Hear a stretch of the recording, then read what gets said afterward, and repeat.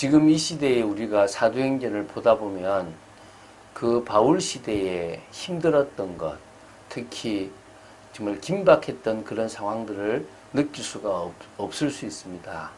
바울은 많은 위험과 또 많은 그런 유대인들의 공모 속에서 하나님께서 극적으로 살리시고 또 이런 천부장의 지혜를 통하여 이렇게 위기에서 벗어나는 많은 일들이 있었습니다. 하나님은 이렇게 바울의 생지를 통하여 바울에게 알리셨습니다. 그래서 천부장이 이제 그 바울을 구하기 위해서 백부장 둘, 다시 말하면 자신의 그 군대를 동원하고 또 총독에게 편지를 써서 보고를 하는 여러 가지 일들이 있습니다. 하나님은 이런 노력들을 통하여 당신이 하시고자 하는 그 계획들을 이뤄가시고 또 그러면서도 사단의 계획들을 무너뜨려 가십니다. 오늘도 하나님이 하시는 것들을 보고 믿음으로 나아가는 축복의 인생 되시기를 주 예수 그리스도 이름으로 축원드립니다. 사도행전 23장 23절부터 30절 말씀까지를 보도록 하겠습니다. 하나님께서 이방인들을 통해서 어떻게 역사하시는지를 오늘 세밀하게 보도록 하겠습니다. 23절 24절을 먼저 보겠습니다. 백부장 둘을 불러 이르되 밤 제3시에 가이사라까지 갈 보병 200명과 기병 70명과 창병 200명을 준비하라 하고 또 바울을 태워 총독 벨릭스에게 무사히 보내기 위하여 짐승을 준비하라 명하며. 자, 지금 천부장은 자신이 가지고 있는, 자신 밑에 있는 많은 백부장 중에서 특히 좀 믿을 만한, 어떻게 보면 믿을 만한 사람이겠죠. 2명을 딱 이렇게 따로 불러서 지시를 합니다. 밤 제3시라는 말은 6을 더하니까 밤 9시라고 보시면 됩니다. 가이사라로 갈 병력을 준비합니다.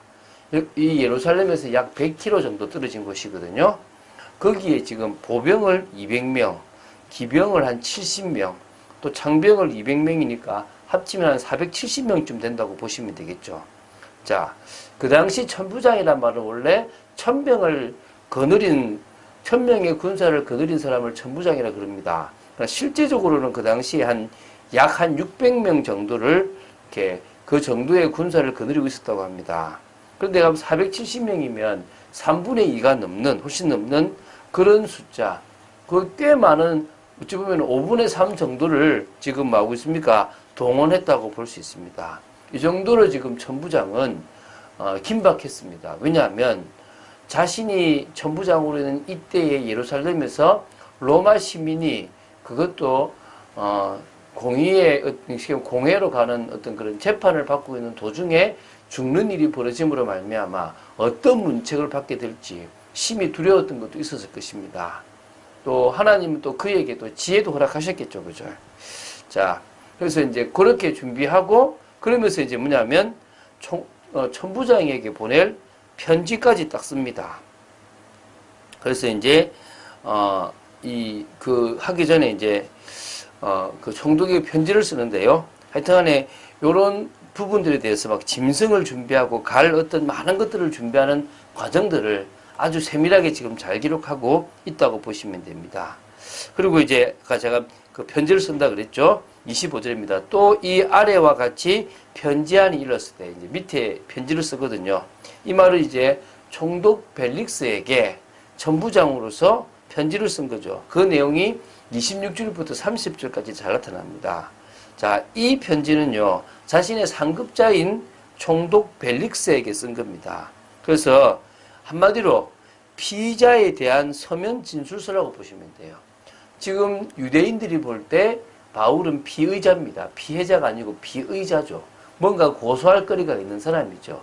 그런데 그 사람에 대한 어떤 문서로서의 어떤 진술서를 써서 총독이 봤을 때 그것을 제대로 이해할 수 있도록 이제 그 편지를 쓰게 되거든요. 그 편지 내용을 한번 보겠습니다. 클라우디오 루시오는 총독 벨릭스 각하께 문안하나이다. 이 사람이 유대인들에게 잡혀 죽게 된 것을 내가 로마 시민인 줄 들어 알고 군대를 거느리고 가서 구원하여다가 유대인들이 무슨 일로 그를 고발하는지 알고자 하여 그들의 공회로 데리고 내려갔더니 고발하는 것이 그들의 율법 문제에 관한 것뿐이요 한 가지도 죽이거나 결박할 사유가 없음을 발견하였나이다.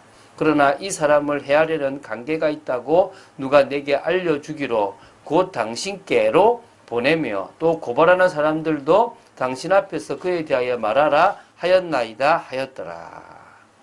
지금 요 편지는요 고대 편지결의 어떤 서술을 그대로 쓰고 있습니다. 먼저 뭡니까? 발신인의 이름을 딱 이렇게 밝히고 있습니다. 그래서 우리가 천부장의 이름이 제가 앞에서 말했지만 여기 뭡니까? 클라우디오 루시오라고 하는 게 여기 나온다는 거죠. 그리고 수신인이 나오죠. 누굽니까? 총독 벨릭스 각하. 그리고 이제 뭡니까? 문안 인사를 합니다. 문안 드립니다. 라고 이제 하고 있는 거죠. 그러면서 이제 이 사람에 대해서, 이 사람 누굽니까? 지금 백부장에 통해서 이제 짐승, 다시 말하면 짐승이나 사람을 운반하는 그 짐승을 통해서 여러 100km니까요. 가려면 지치지 않으려면 여러 마리를 준비했겠죠. 그죠? 그래서 보내는 그 바울에 대해서 이야기하는데요. 유대인들에 의해서 잡혔다는 겁니다. 지금 거의 죽게 된 상황인데 보니까 로마 시민인 줄 알고 보호했다. 원래는 로마 시민인 줄 몰랐던 거죠. 그런데 뒤에 알았는데 그 부분을 딱 뺐죠. 로마 시민인 줄 알고 군대를 거느리고 보호했다라고 이렇게 지금 자기를 좀 포장하고 있죠. 그죠? 뭐 내용이 틀린 건 아니지만 맞다고도 할 수 없습니다. 구원했는데 유대인들이 무슨 일로 그를 고발하는지 알고자 하여, 다시 말하면 연유가 무엇인지 알고자 하여 그들의 공회, 뭐죠? 사내들인 공회에 그들을 데리고 가서 내려갔는데 이 고발하는 내용을 들어보니까 또 형법에 대한 문제도 아니고 민사적인 문제도 아니고 뭔가 로마에 대해 반하는 것도 아닌 뭡니까? 그들의 율법 문제, 이스라엘이 가지고 가장 심각하고 크다고 생각하는 율법 문제에 관한 것뿐이고 한 가지도 죽이거나 결박할 사유가 하나도 없었음을 발견했습니다.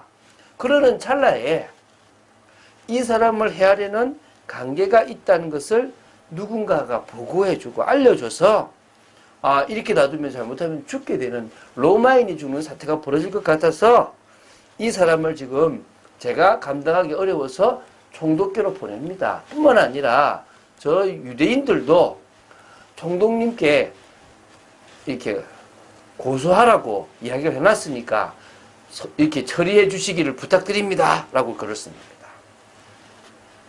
지혜롭게 했죠. 자신이 할 수 없는 영역을 총독께 이렇게 이제 일임하고 또 총독이 이 모든 일들을 제대로 처리해 주기를 바라는 거죠. 왜냐하면 밑에 사람이 할 수 없는 일은 위에 상급자가 해야 되지 않습니까? 그렇죠? 그래서 가이사라에 있는 총독, 바로 이 벨릭스 총독이 이 모든 것들을 할 수 있도록 지금 맡긴 겁니다. 이렇게 지금 해서 보냈어요. 그래서 내일은 그 보낸 부분들을 마무리해서 또 그거를 벨릭스가 어떻게 이렇게 처리하는지에 대한 부분들을 이제 조금 보도록 하겠습니다.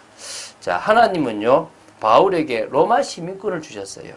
그래서 로마인들도, 특히 로마 군인들도 바울을 함부로 할 수가 없고 오히려 바울을 군대로 보호해 줘야 됩니다. 그런데 그런 가운데서 죄수의 신분을 또 가지게 합니다. 그래서 로마로 이렇게 가게 하는 거죠. 죄수의 신분을 보호를 받고. 그러는 가운데 로마 복음화를 위한 준비를 하게 하신 겁니다. 이 모든 과정이 어떨 때는 위기처럼 보이고 참 답답해 보이고 언제 끝날지도 모를 상황처럼 보이지만 분명한 것은 이 모든 것을 통해서 하나님은 당신의 뜻을 하나하나 이루어 가셨다는 것입니다. 바울은 그것을 믿고 있었기 때문에 기다리고 늘 기도하고 인도받았다는 겁니다. 우리가 조급하지만 않으면 됩니다. 또 우리도 모르는 인간적인 것이 들어가지 않으면 됩니다. 하나님의 뜻, 하나님께 영광 돌리는 그 뜻을 위해서 선택하고 하나님의 인도를 받기만 한다면 우리는 올바른 축복을 누릴 수 믿습니다. 그래서 무엇보다도요, 임마누엘이 중요합니다. 주님이 나와 함께 하시면서 당신의 일을 하실 거란 말입니다. 그래서 정말 나의 의지, 또 나의 고집, 나의 욕심들을 내려놓을 수 있도록 주님께서 역사하실 수 있도록 언약 중심의 삶, 정말 전도와 선교 중심의 삶, 주님이 주인된 삶을 살아가야 될 줄로 믿습니다. 그러면서 우리는요, 늘 체험해야 됩니다. 유월절, 또 뭡니까? 오순절, 수장절. 매년 3번 절기를 지키라고 했던 그것을요, 우리는 체험해야 됩니다. 한마디로, 복음 안에서 구원받고 회복되고 사도행전 1장의 언약을 붙잡은 나를 회복해야 돼요. 그 응답을 누려야 됩니다. 두 번째는요, 오순절처럼 성령께서 역사하심으로 말미암아 참된 응답, 100년의 응답, 시대 살릴 응답을 받아 누리는 그 체험이 있어야 됩니다. 그리고 수장절처럼요, 정말 하나님께서 나에게 역사하셔서 거두게 하시는, 이 전 세계 세계복음화로 거두게 하시는 그런 그 현장을 살리는 응답들을 봐야 됩니다. 하나님은 보게 하시게 되어 있거든요. 우리의 걸음걸음이요, 피곤할 때도 있습니다. 저도 막 사역이 너무 많다 보니까 입안이 부르트고 어떨 때는 막 너무 피곤할 때도 있습니다. 그런데 참 감사한 것은 저를 사용하셔서 하나님이 사람을 살리시고 계시고 저를 통해서 하나님의 나라를 이루시고 계시다는 것에 감사가 됩니다. 그런 축복을 끝까지 누리는 여러분 되시기를 주 예수 그리스도 이름으로 축원드립니다. 주는 그리스도시요 살아계신 하나님의 아들이심을 고백합니다. 우리가 모르는 부분들이 많지만 하나님은 그 모든 사건, 그 모든 일들 속에서 당신의 계획을 이루어 가시는 줄로 믿습니다. 그래서 저희들이 당하는 모든 일들 속에 성령의 인도받기 위해서 오늘도 기도하며 주님을 주인으로 모시며 어떤 것이 하나님께 영광이 되는지를 위하여 선택하고 나아가기를 원합니다. 지혜와 명철을 허락하여 주시고 성령으로 붙잡아 주시옵소서. 오늘도 하나님의 나라를 이루는 삶을 살기를 간절히 소원합니다. 주 예수 그리스도 이름으로 기도드립니다. 아멘.